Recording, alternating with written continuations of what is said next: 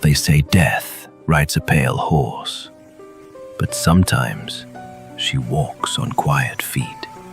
She sings lullabies to children, serves tea to husbands, and folds mourning veils with the care of a midwife.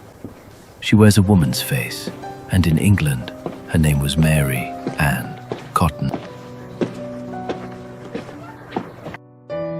She was born in 1832 in the coal-cracked town of Low Moorsley.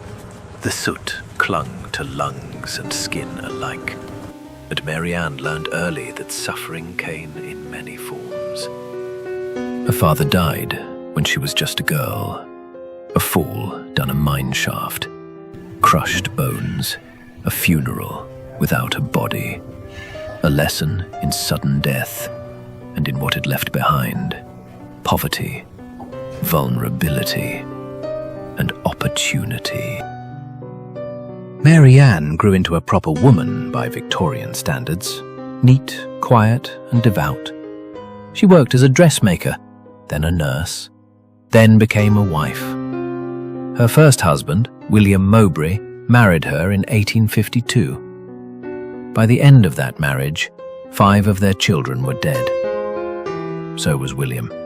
The cause? Gastroenteritis, they said. A common fate in poor communities. But I watched her then. Calm hands stirring tea, eyes scanning insurance documents. A £35 payout. Enough to move. Enough to start again.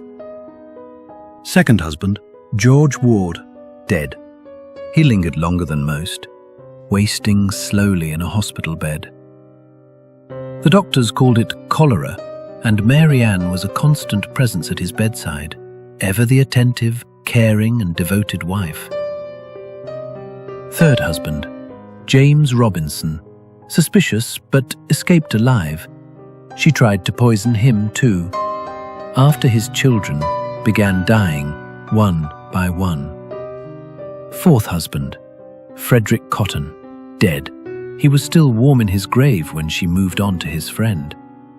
And between them all, a trail of tiny graves. 11 of her 13 children died young. Her own mother, a handful of stepchildren, a lover's sister, a neighbor's infant. Each death wrapped in quiet grief, and each followed by an insurance claim, a new town, or another wedding ring. Her weapon of choice: arsenic. Odorless, tasteless, and easily bought under the label of pest control.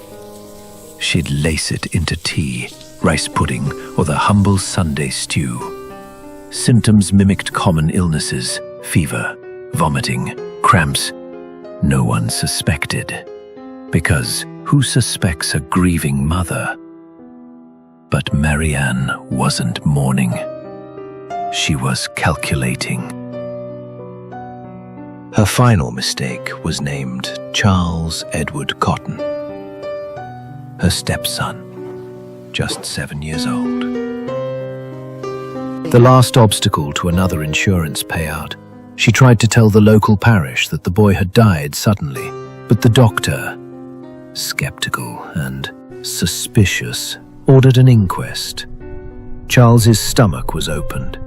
Inside, enough arsenic to kill 2 men. The mask began to crack. She was arrested in 1873. Her trial became a national sensation. A woman accused of murdering her own children, her husband's, her own mother. The press dubbed her the Black Widow of the North. In court, she maintained her innocence.